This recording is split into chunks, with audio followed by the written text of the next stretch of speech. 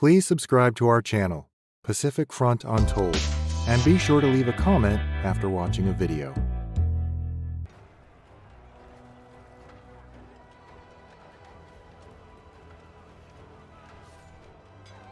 As a line from an old Japanese war song goes, the red setting sun of distant Manchuria shines down on a stone at the edge of a field beneath which my friend lies. The song, a relic from the Russo-Japanese War era, laments the tragic and heroic loss of wartime comrades. Both sharply nostalgic and bitterly evocative, the song experienced a dramatic resurgence in popularity among the Japanese public in the aftermath of the Mukden incident of 1931, the precursor to Japan's colonization of Manchuria. In many ways, its resurgence speaks to the distinctive allure Manchuria held in the Japanese popular imagination, envisioned as vast tracts of terrain populated by ancient forests and roaming groups of bandits, rebels, and mysterious heroes, where a red setting sun signaled the end of each day. Bewitching though they were, these visions of a pristine and unpopulated landscape belied the reality of Manchuria, where Han Chinese and other sub-nationalities had dwelled for generations, and where indigenous Tungusic tribes had lived for thousands of years. In Japan proper, where theories of pan-Asianism dominated intellectual discourses, visions of Manchuria, and in particular attitudes toward Manchurian indigenous groups, aided the conceptual fashioning of a so-called pan-Asian civilization. This in turn played an active force in the establishment of the puppet state of Manchukuo. The historical term Manchuria formally refers to the region consisting of China's most northeastern provinces, Jilin, Liaoning, and Heilongjiang, called simply the Northeast today. The region's history is rich and layered, encompassing ancient kingdoms, nomadic populations, and diverse ethnic groups. In the 18th century, the region served primarily as a Manchu cultural domain, largely due to the policies of Qing emperors who wished to preserve the Manchu identity of their homeland. By the late 19th century, however, influxes of Han Chinese agricultural settlement, the rise of the railroad, and major global influences respatialized the region, ushering in new rhythms of life amid an economically charged landscape. The shifting demographic and economic makeup of the region reshaped its social, political, and cultural identities, giving rise to new and competing interpretations of the land. Among Koreans, for example, nationalist writings viewed the region as part of the Korean cultural sphere, centering on Changbai Mountain as the spiritual ancestral birthplace of the Korean nation. For the Japanese, who saw Manchuria as a natural expansion point following the colonization of the Ryukyu Kingdom, Okinawa, Taiwan, and the Korean Peninsula, propaganda materials emphasized images of grasslands and aboriginal ethnic tribes. This particular offering of Manchurian lore and history minimized the role of the Han Chinese majority, overlooking the vast Han agricultural settlement that had already transformed the supposedly untouched lands. Cultural mechanisms such as museums, publications, and artistic collections downplayed the presence of the Han Chinese majority, while highlighting the abundant natural resources, indigenous communities, and historical kingdoms of the region. This vision reveals the transient, almost dreamlike role Manchuria played in the Imperial Japanese imagination. Such a top-down reconceptualization of the colonized periphery served a critical rhetorical purpose in colonial experiments, not just in Manchuria, but also in Anglo-settler states like the United States and Canada, and East Asian colonies like Taiwan.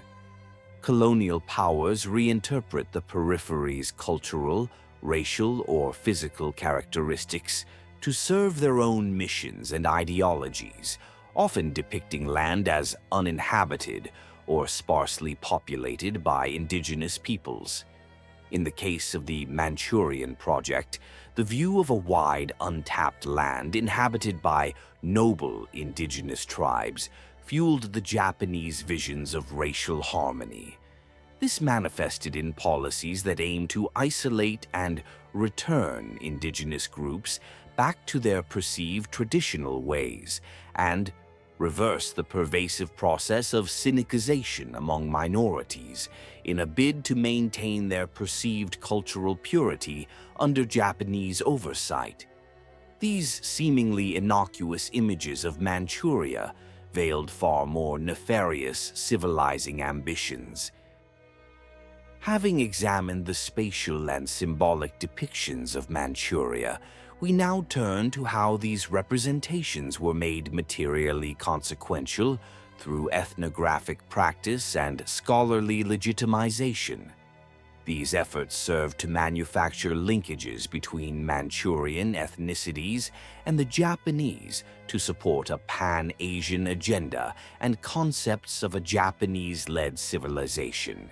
Japanese scholars and ethnographers contributed to this reframing, as many sought to embed Manchuria's racial cultural roots within this greater ideological scheme. This particularly concerned Manchurian indigenous groups, such as the Oroqen, a deer and reindeer hunting, shamanistic people who, to the Japanese, represented the most primitive and ancient subgroup of the Tungusic people. The Japanese and Koreans were portrayed in Japanese scholarship as another subgroup, the Southern Tungus. Thus, the idea of such a pan-North Asian people, or family, affirmed a special ethno-cultural link between the Japanese and the Oroqen. By appealing to this connection, the Japanese could assert their claims to the land while maintaining racial superiority over the other familial branches of the pan-North Asian people.